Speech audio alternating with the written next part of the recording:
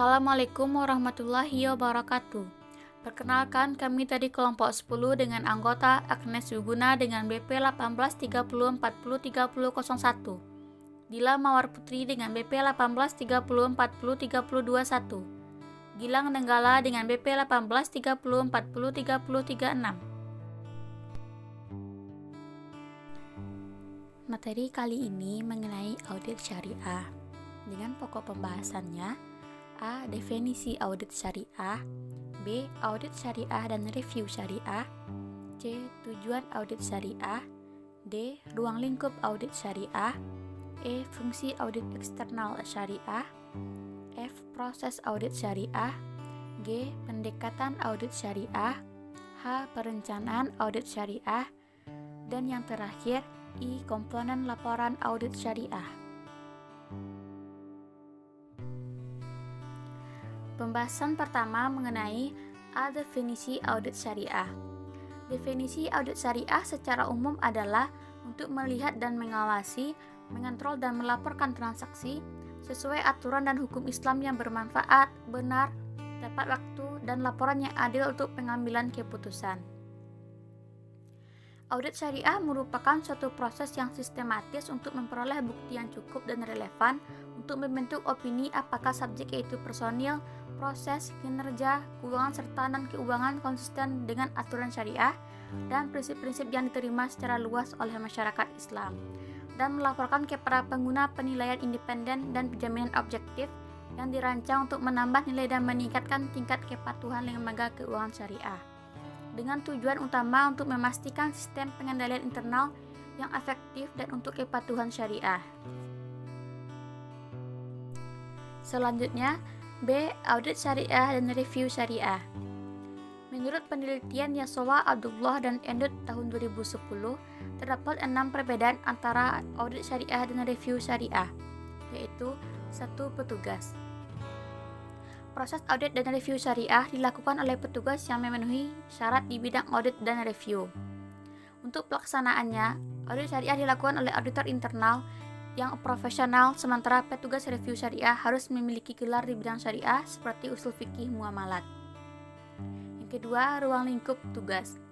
Ruang lingkup audit syariah memang lebih luas dibandingkan review syariah karena mencakup keseluruhan transaksi dan entitas. Sementara review syariah hanya berfokus pada aspek mikro dan fungsi kepatuhan syariah dan persyaratan syariah saja. Yang ketiga, peran.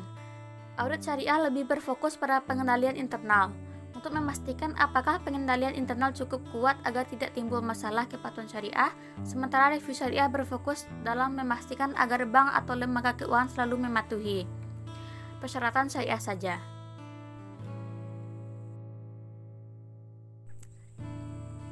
Keempat, teknologi.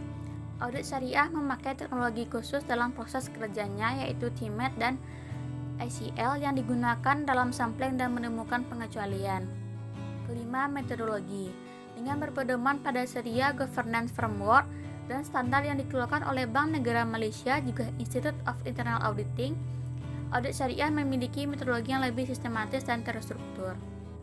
Review syariah berpedoman pada SGF 2011, SGPD 2019, dan pedoman yang dibuat oleh review syariah sendiri yang diakui oleh negeri. Keenam, pelaporan dan independensi. Audit syariah akan melaporkan langsung kepada direksi dan secara tidak langsung kepada komite syariah.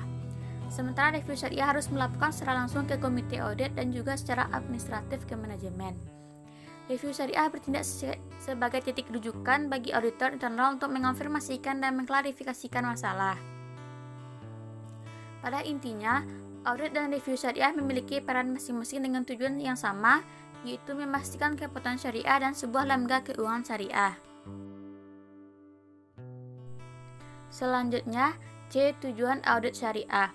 Tujuan audit syariah adalah memastikan kesesuaian seluruh operasional satu entitas syariah dengan prinsip dan aturan syariah yang digunakan sebagai manajemen dan mengoperasikan entitas syariah tersebut. Secara operasional, tujuan audit dalam Islam yaitu 1. Menilai tingkat penyelesaian dari suatu tindakan.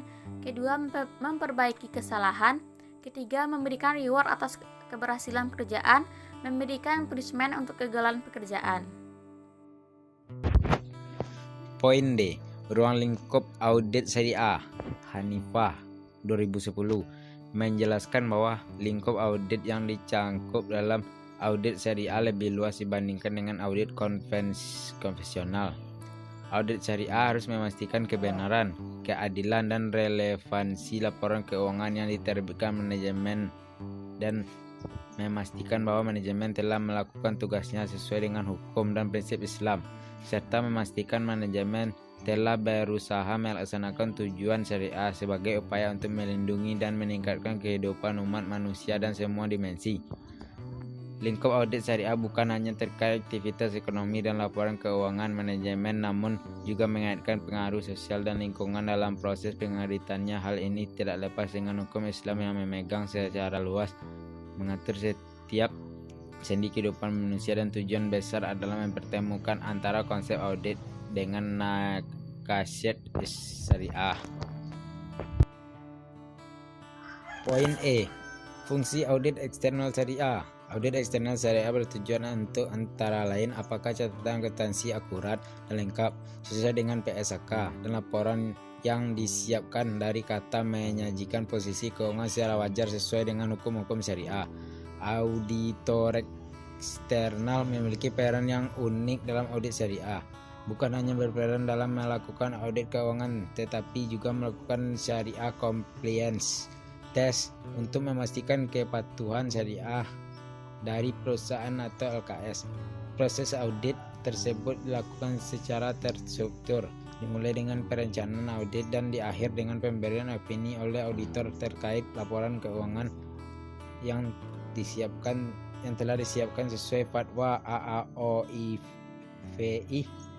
FI serta standar dan praktik akuntansi yang berlaku dalam negeri yang bersangkutan. Poin F. Proses audit syariah. Proses audit yang dibuat oleh AAOI FI adalah sebagai berikut. 1. Tujuan dan prinsip audit. Tujuan utama dari audit FI terletak pada pernyataan pendapat mengenai apakah laporan keuangan disusun dalam semua hal material sesuai dengan prinsip syariah, peraturan dan standar akuntansi dari AAOI FI serta relevan dengan standar akuntansi nasional dan praktek di negara di mana lembaga keuangan beroperasi. Adapun prinsip-prinsip etis yang mengatur tanggung jawab profesional auditor meliputi kebenaran, integritas, kepercayaan, keadilan, kejujuran, independen, objektivitas, profesional, kompetens, due care, kerahasiaan, profesional behavior, dan standar teknis. 2. Laporan auditor. Auditor harus meninjau dan menilai kesimpulan yang diambil dari bukti audit yang diperoleh sebagai dasar untuk menyatakan pendapat atas laporan keuangan. Elemen dasar laporan auditor adalah judul, alamat yang dituju, pemuka atau pengantar paragraf lingkup, referensi untuk ASIPIS dan standar nasional yang relevan, deskripsi pekerjaan auditor, paragraf opini, tanggal laporan, alamat auditor, tanda tangan auditor.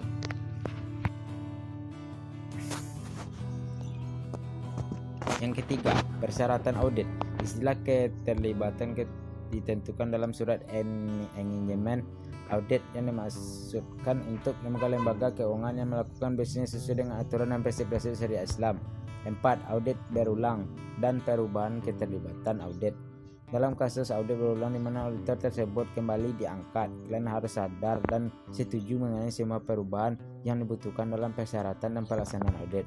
5. Tanggung jawab auditor untuk pertimbangkan penipuan dan kesalahan dalam audit laporan keuangan. Standar ini memberikan pedoman pada karakteristik penipuan dan kesalahan serta tanggung jawab auditor dalam menetapkan prosedur minimum yang berhubungan dengan penipuan dan kesalahan. 6. Prosedur audit berkelanjutan CAP. Adapun metodologi tersebut harus diawali dengan pertimbangan awal karena pertimbangan awal merupakan pertimbangan yang sangat penting dalam menjaga tata kelola perusahaan yang baik dalam memastikan kepatuhan syariah. G. Pendekatan audit syariah. 1. Pendekatan prinsip halal dan haram. Salah satu dari metode audit kepatuhan syariah adalah mengobservasi secara ketat kehalalan dan ketiadaan keharaman sebagaimana yang diperintahkan Allah Subhanahu wa taala. 2. Pendekatan akad. Unsur-unsur halal dan haram berhubungan pada instrumen keuangan yang ditentukan oleh legalitas akad atau kontak Islami. Akad dapat didefinisikan sebagai penghubung permohonan atau ijab dan penerimaan atau kabul. 3. Pendekatan dokumentasi legal. Tujuan dari dokumentasi legal ini adalah sebagai sarana memberikan rasa aman dalam pelaksanaan transaksi, di mana hak-hak, kewajiban, dan tanggung jawab secara jelas terpaparkan pada kontrak. 4. Pendekatan maqasid syariah. Tujuan dari maqasid syariah adalah penyediaan dan perlindungan hal-hal mendasar atau daruriyat dari seseorang, yang jika tidak terpenuhi maka kelangsungan hidupnya akan terancam. 5. Pendekatan pelaporan keuangan. Tujuan dari pelaporan keuangan adalah untuk menyediakan informasi tentang kondisi keuangan, keadaan perusahaan, dan perubahan-perubahan di dalam posisi keuangan perusahaan. Bagian H. Perencanaan audit syariah. Perencanaan audit adalah total lamanya waktu yang dibutuhkan oleh auditor untuk melakukan perencanaan audit awal sampai pada pengembangan rencana audit dan program audit menyeluruh. Variabel ini diukur dengan menggunakan jam perencanaan audit. Perencanaan audit meliputi pengembangan strategi menyeluruh pelaksanaan dan lingkup audit yang diharapkan. Sifat lingkup dan saat perencanaan bervariasi dengan ukuran dan kompleksitas entitas, pengalaman mengenai entitas, dan pengetahuan tentang bisnis entitas. Apapun alasan untuk dilakukannya suatu audit, pelaksanaan audit akan melalui 4 tahap berikut. Yang pertama, menerima dan mempertahankan klien. Yang kedua, merencanakan audit. Yang ketiga, melaksanakan pengujian audit. Dan yang keempat, melaporkan hasil temuan audit. Bagian I. Komponen laporan audit syariah. A. Pengungkapan kewajaran penyajian laporan keuangan dan unsur kepatuhan syariah. B. Memeriksa akunting dalam aspek produk, baik sumber data ataupun pembiayaan. C. Pemeriksaan distribusi profit. D. Pengakuan pendapatan cash basis secara real. E. Accrual basis. F. Dalam hubungan dengan bank koresponden depository, pengakuan pendapatan dengan bagi hasil. G. Pemeriksaan atas sumber dan penggunaan zat. H. Ada tidaknya transaksi yang mengandung unsur-unsur yang tidak sesuai dengan syariah. Baiklah, hanya itu yang dapat kami sampaikan pada materi kali ini. Semoga materi ini dapat bermanfaat bagi kita semua. Terima kasih. Assalamualaikum warahmatullahi wabarakatuh.